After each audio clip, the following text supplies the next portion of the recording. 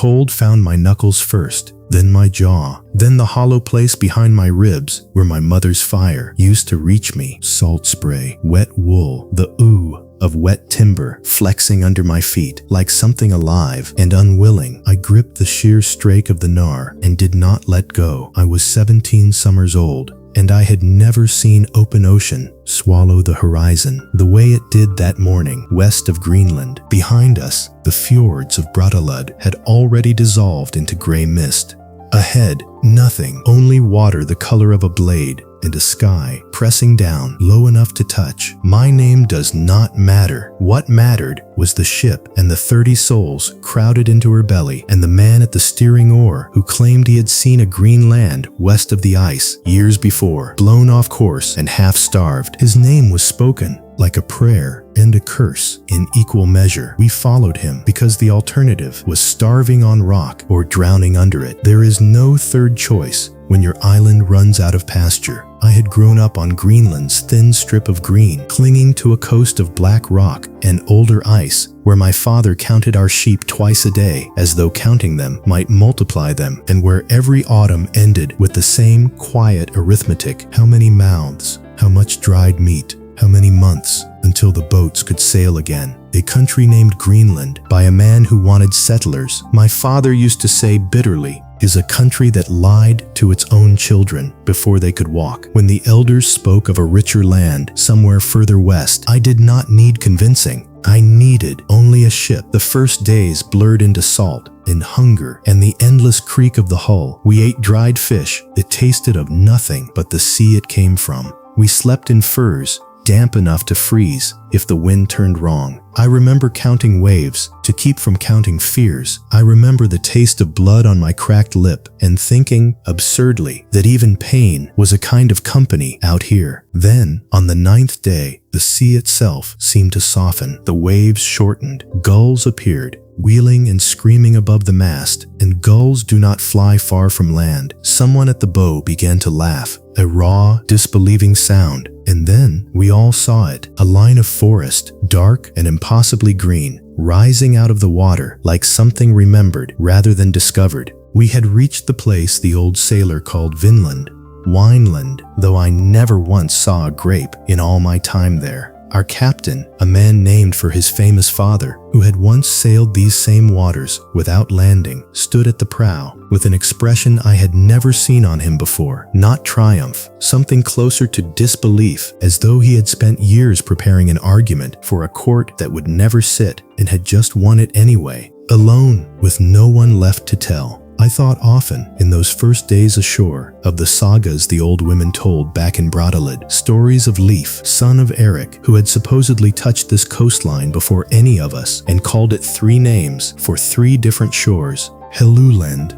the land of flat stones; Markland, the land of forests; and finally this one, Vinland. Whether his feet had truly stood where mine now stood, I could not say. Sailors' stories grow taller with every winter they survive, but standing on that beach, watching the tide pull back over sand, the color of bone, I understood for the first time why a man might exaggerate a place like this. The truth alone was almost too much to be believed. The coast unfolded slowly as we crept along it, searching for a harbor that would not tear our hull open on hidden stone. Salmon, the length of a man's arm, churned silver in the rivers. Grapevines, or something close enough to be named for them, tangled through meadows, thick with grass, taller than my knee. After the starved pastures of Greenland, it felt like walking into a story told by someone who had never known hunger. We built our turf and timber longhouse at a place the men began calling Lonzo Meadows, though none of us used that name then. It was simply the camp, the shore, the good water. We cut sod in neat blocks and stacked it thick against the wind. We smelled pine sap and river mud, and, at night, the sweet rot of the forest floor. So different from the clean cold of home that I sometimes lay awake just breathing it in. half afraid it would vanish if I slept. For a season, it was almost peace. We fished. We felled timber to send home, for wood was rarer than gold. On Greenland's bare coast, we repaired the ship's cracked strakes with pitch that blistered our palms. I learned to read this new forest the way I had once read ice, which berries would not poison me, which paths the deer wore smooth, where the fog gathered low enough to hide a man from the tree line. But the land was not empty. Whatever the sailor had believed when he first glimpsed it years before, they came to us first with curiosity, not blades. Skin canoes gliding along the shoreline, men and women watching us from a careful distance, the way I might watch a stranger's dog before deciding whether to approach.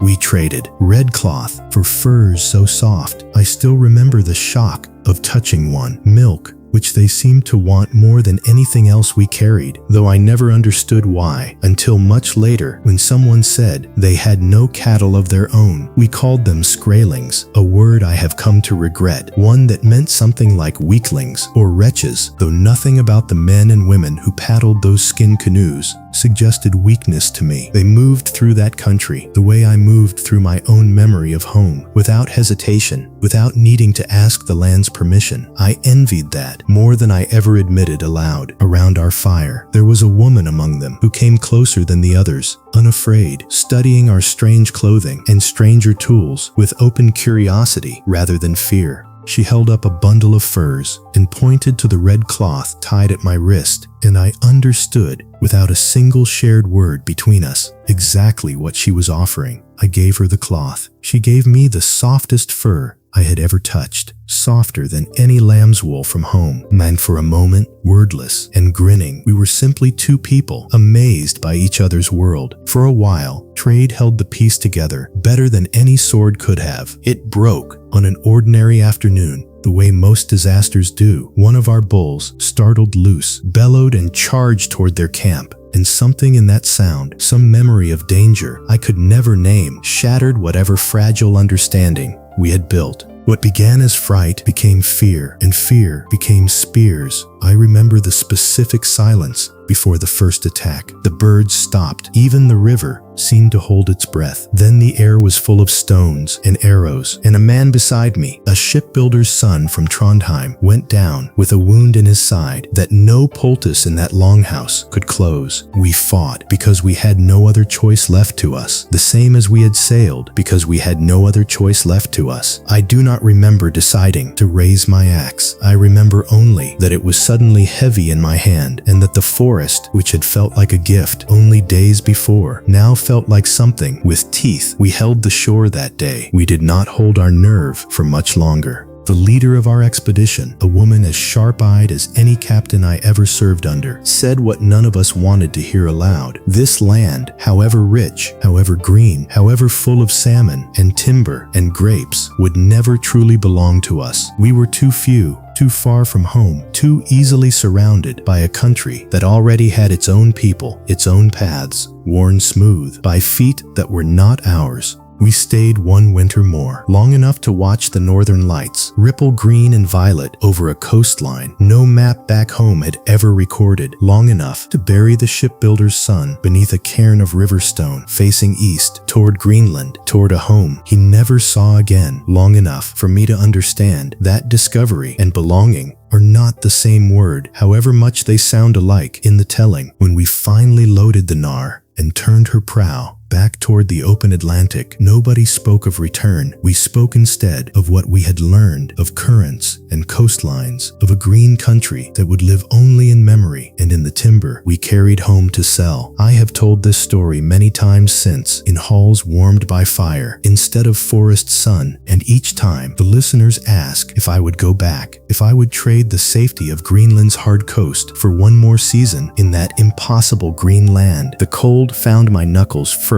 all those years ago, then my jaw, then the hollow place behind my ribs, and it never truly left it because some part of me is still standing at that sheer strake, watching a shoreline dissolve into mist, understanding at last that the last sunrise I ever saw in Norway was not the ending of my story, but only the very first line of it.